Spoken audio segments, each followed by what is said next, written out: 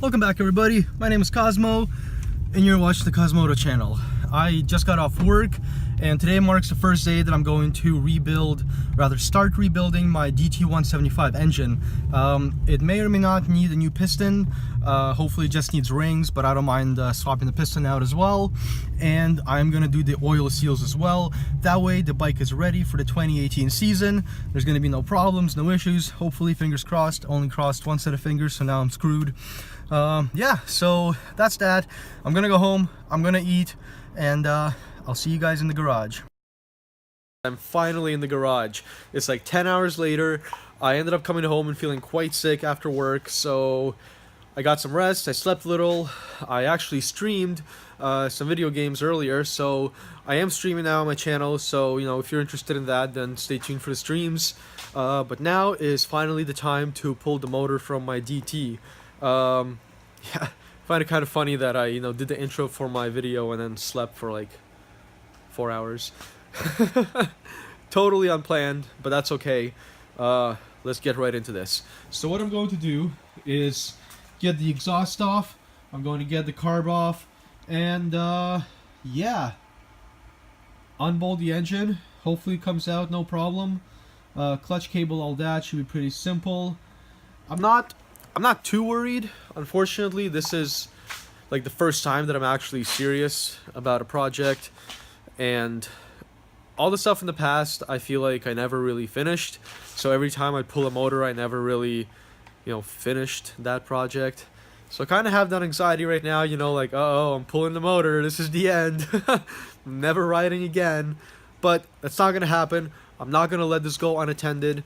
The only really limiting factor is going to be waiting for my piston to come in, if I even need a new piston. I think I do, but regardless. I will need to wait for rings, because I know I have low compression, so it's either rings and piston or just rings. Regardless, gotta wait for it, gotta order it. But to do that, I need to crack the engine open and figure out what size I need. So you kind of see my dilemma here. I gotta take the engine out, and then it's gotta sit for a bit while I wait for the parts. You get the idea. So yeah, I'm gonna set up the camera, pull the bike out. I do gotta drain the oil first. Unfortunately, I can't start the bike up. I don't remember why, but something's stopping me from starting the bike up. I just don't want to, honestly. I don't want to start it up. I'll drain the oil as much as I can, and then the rest I'll probably just flush out with diesel fuel once I'm ready to put new oil in. So I'm gonna set up the camera and get right into it.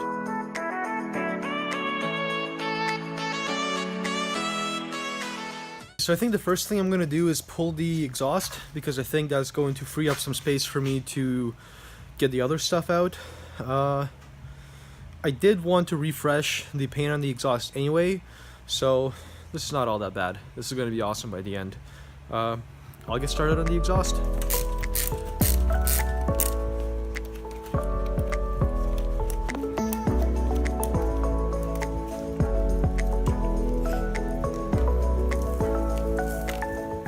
Alrighty, I've got the stinger off. Already progress. Let's move on to the rest. Seeing as it does take a little bit of time for the oil to drain, and as it is probably quite what's the opposite of viscous? The opposite of viscous. It's the opposite of viscous right now. It's low viscosity. There you go.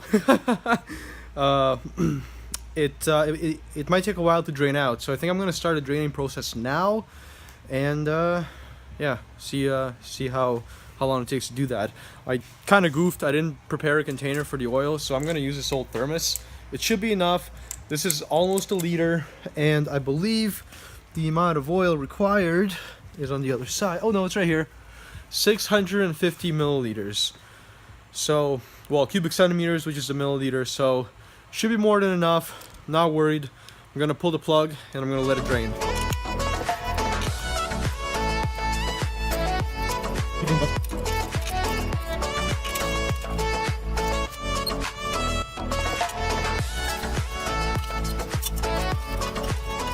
Alrighty, I've got the dash guard off.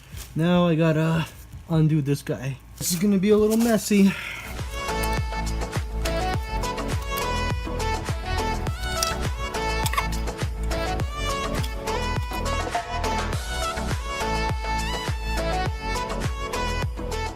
Oh man, that oil is golden. That's good to know. I am so happy that that oil is in such good condition. I do not see any metal flakes in it. Woo! I mean, that's already a good sign. I didn't think my transmission was botched, but it's very nice knowing that it's not for sure.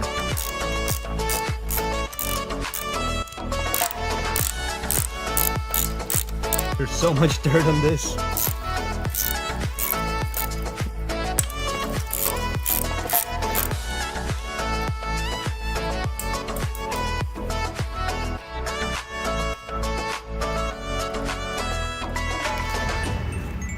Well, that sure looks a lot emptier. That was not as bad. I've actually done that before when I was inspecting the exhaust gasket, but yeah, went by pretty quick. I think the next stage is to get the carb off, but first I'm gonna go and get some shop towels to plug the exhaust port, just so that all that dirt and stuff that you guys just saw doesn't get in there. Now it's time to pull the carb, and I'm trying to figure out the best way to do that, because here, let me show you. So I've got one cable connected to the carburetor, and I've got one cable connected to the oil pump. So I think I got to take this cover off. I got to get that cable out of there. I don't know if I can. I really hope I can, and go from there. Yeah, I think that's exactly what I'll do. I also have to get the chain off. I think I'm just going to cut that off because I have a brand new chain that I'm going to put on for next season. This one also has nicks in it, so I'm never going to use it, really. Yeah, getting hairy, but I'll get through it. I think I'm also going to have to clean this engine a little off before I bring it inside, because it's a mess. I've actually been curious what kind of condition my oil pump is in, so it's going to be nice to see that right now. I really don't want to strip that. I mean, it's okay if it strips, I'll put in new bolts, but I gotta get it out, right? Don't you hate when you can't get these bits out? Ah, so annoying, and it hurts your fingers. Oh, I got... Ah. Okay, I'll be right back. Come here, you. Come here, you. Yeah, there we go.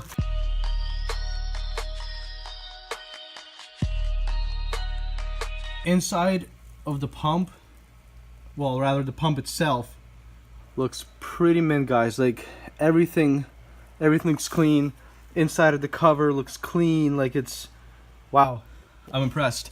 So that's good. I'm gonna get the cable off, put the cover back on because before I make it unnecessarily dirty, and yeah, that'll be one extra thing out of the way. So I think I have to pull this clip over here. Of course, I'm covering up the light, but see this clip? That was retaining the cable, I believe, inside this housing. Yep. And now, okay, I see how it goes. So we have this little clip right here. Come on. There we go. And it's out. Alright, perfect. That pin is in, and I can close this whole thing up again.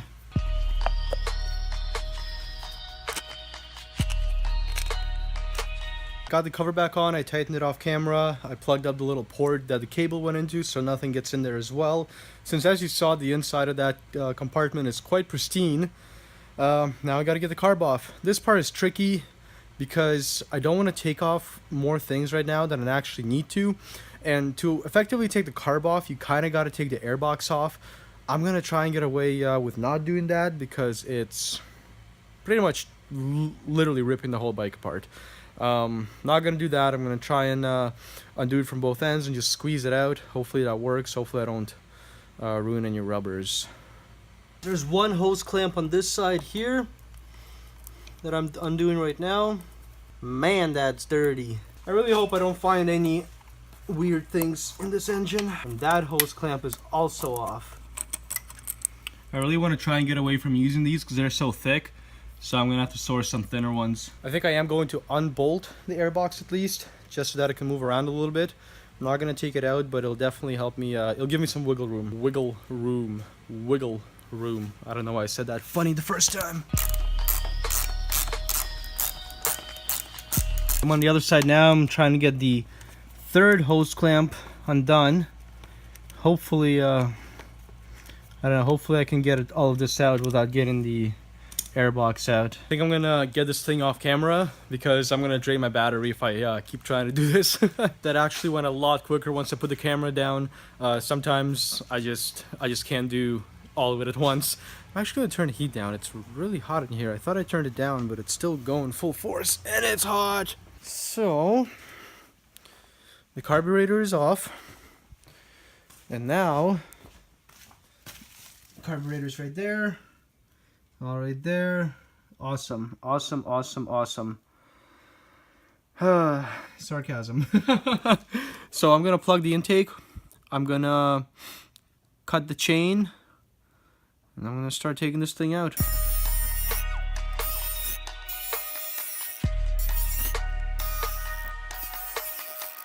As you guys saw, my Dremel actually ran out of batteries, so it's charging right now. In the meantime, I think I'm going to undo the motor mounts. Yikes. One thing I forgot to do is to tip the bike a little bit to drain the rest of the oil out. And of course I gotta disconnect the electrical. But yeah, I'm gonna finish draining the oil right now.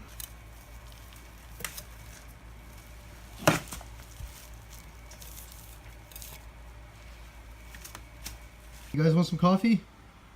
It's kind of cold, but home brew. Alright, there's one more motor mount somewhere around here. I don't know if you guys can see, but it's there.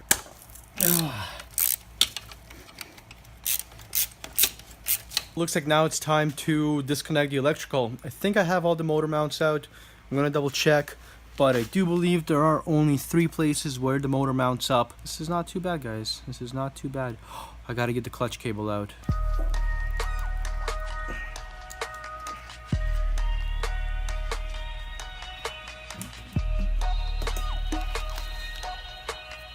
It's really hard to get this connector right here through this hoop right here, but do my best, and I'll get back to you guys here in a sec. The previous owner kind of screwed me because that bolt right here is actually supposed to go in from the other side, and then the nut is supposed to go in on this side. This way that he has it now, I gotta take the clutch cover off. I think what I'll do is I'll clean up the outside of the engine a little bit, take it off, just take the hit.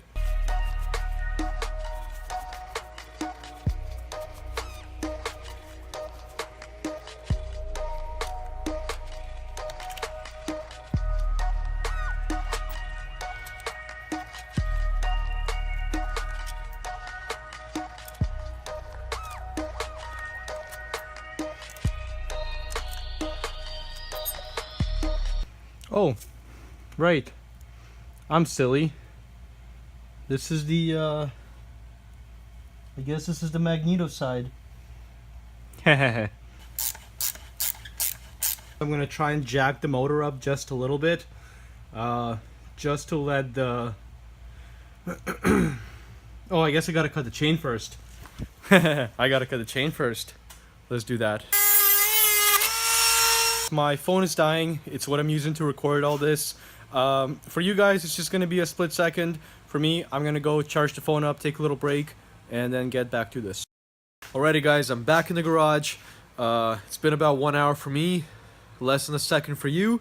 I'm ready to drop the engine. I have the jack under the engine right now, and what I'm gonna do is I'm going to lift the engine up just a teeny bit to alleviate the pressure of the bolts of the motor mounts, and that way I can take the pins out. I can get the motor out that way. I also just ordered a new throttle cable, which is sweet because I tried to order it last time and I paid the money and everything and it went through, and then I got an email like 2 days later saying they're out of stock. So I just checked and it's back in stock. I ordered it, 50 bucks, perfect. It's coming from the UK. I'm stoked. So the reason that I need a new cable is because this piece for me is broken, and it's wonky, it's broken, and I definitely need a new one. I'm tired. I'm definitely tired. I still got to clean up after this, but I think I'm ready to pull the engine. So let's get right to it. Ooh, I gotta disconnect the clutch cable, and then I'm gonna pull the engine. The clutch cable is off. Sorry if you guys couldn't see that very well. Now the engine is ready to come out.